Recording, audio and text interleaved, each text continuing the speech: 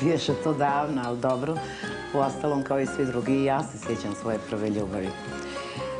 Rođena sam i gimnaziju sam završila u Zvorniku i do 4. razreda gimnazije nisam se zabavljala iz prostog razloga što sam se bavila intenzivno sportom, muzikom i svim tim nekakvim pratećim stvarima, za razliku od mojih drugova i drugarica koji su se već uveliko zabavljali.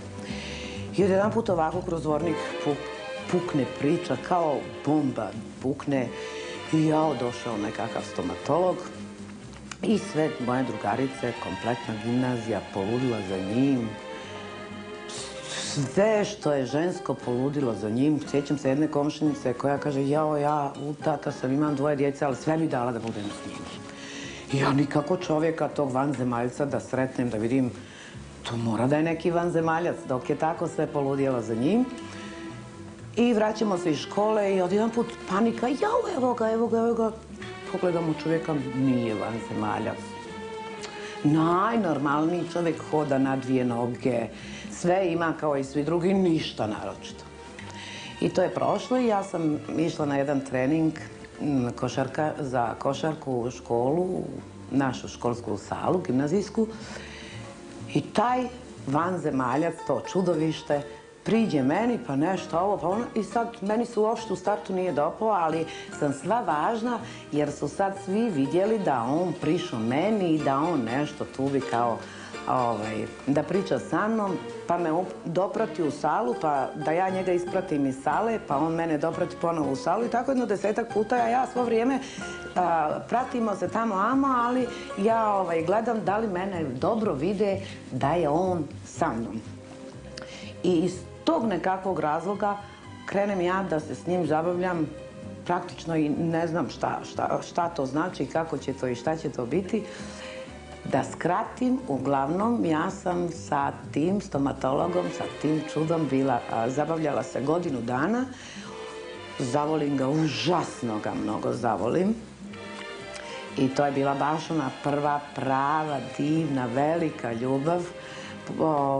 Što je Zvornik relativno malo mjesto, mali gradić, onda je to isto tako puklo kao bomba, tim prije što se prije toga nisam zabavljala ni sa kim i to se znalo i ovako sam bila reper u Zvorniku, kako Miloševa Nada, i škola, i sport, i muzika, i ovo, nema momka.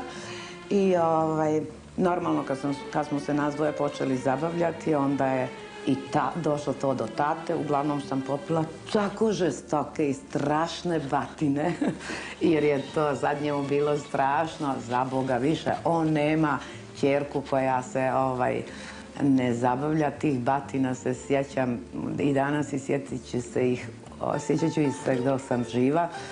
Ali nema veze, pošto smo u Zvorniku imali svoju kuću, moja soba je bila tako da se moglo ući kroz prozor u sobu. I ja sam dobila batine, posle kojih 15 dana nisam mogla da idem u školu, a trebala sam taj dan da se vidim sa momkom. A normalno tad nije se to smjelo reći, ja sad izlazim, nego to je bilo da odem po sve skupo domaći, po knjigu, po ovo, i mene nije bilo, tamo mamo čulo se za moje batine i tata i mama lijepo spavaju i ja ležim u krevetu i čujem na prozoru neko lupa kad moja prva ljubav u neka doba noću je došao da vidi šta se dešava, kako sam i normalno uskoči kroz prozor.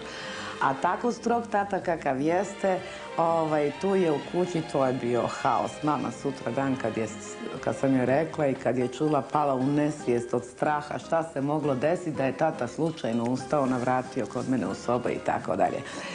Normalno onda su počeli i ljubomore i priče i uplitanja razna i posle godinu dana mi se raziđemo. Ali dugo sam, jako dugo volila tog čovjeka. Danas je u Beogradu. Rijetko se srećemo, ali sreli smo se par puta posle toga i mislim da se pamtimo.